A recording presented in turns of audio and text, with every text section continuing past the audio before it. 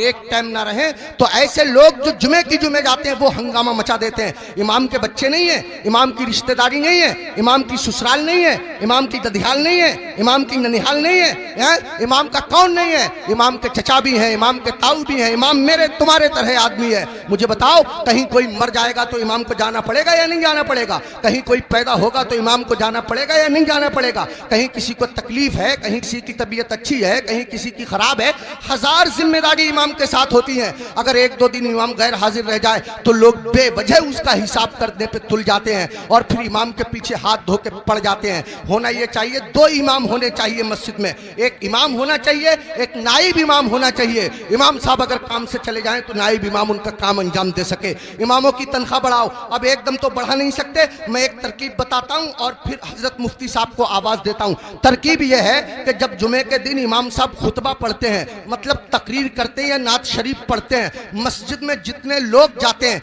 अगर सिर्फ 10-10 रुपए से इमाम साहब का मुसाफा कर देंगे तो कसम खुदा की आपके पास से 10 रुपए जाएंगे, मेरी मस्जिद के इमाम साहब के पास हजारों रुपए इकट्ठे हो जाएंगे। इमाम साहब के बच्चे खाएंगे, उनके दिल से दुआ निकलेगी।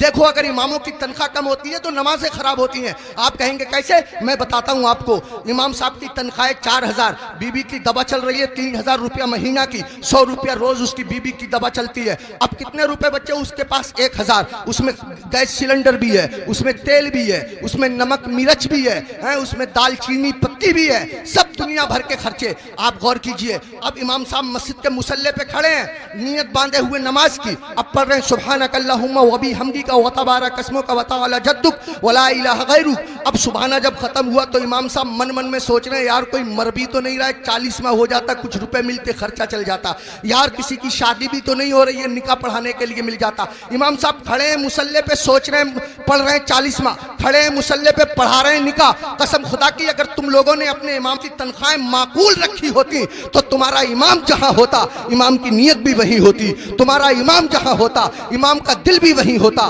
तुम्हारा इमाम जहां होता इमाम का ख्याल भी वही होता। इमामों की तनख्वाहें बढ़ाओ, मिला करो, हर हफ्ते मामूल बना लो।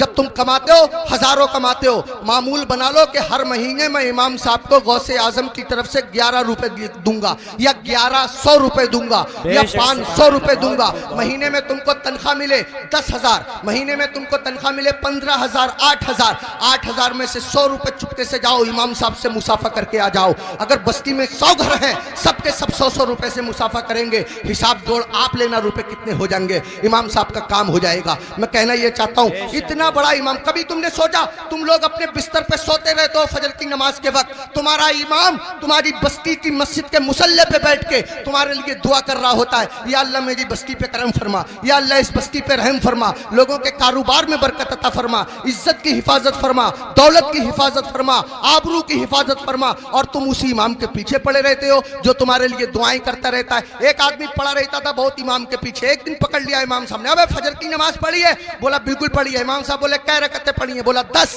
का फजर में 10 हो गए रे?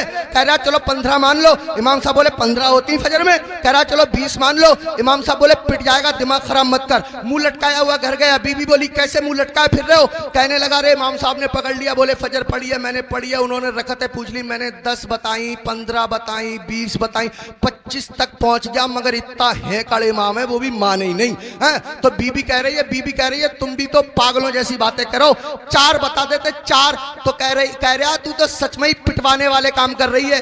जो इमाम जिद्दी इमाम 25 में ना माना वो 4 में कैसे मान जाएगा?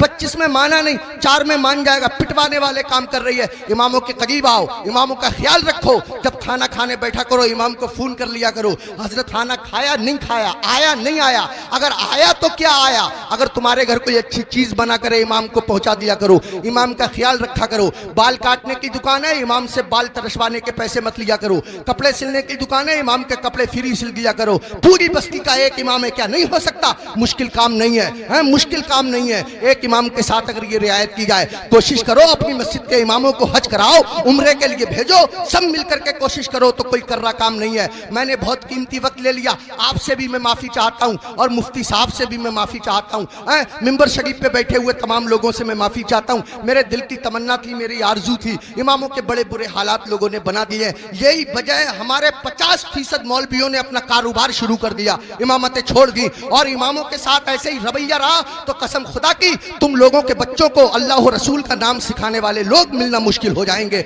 ऐसी हालतें पैदा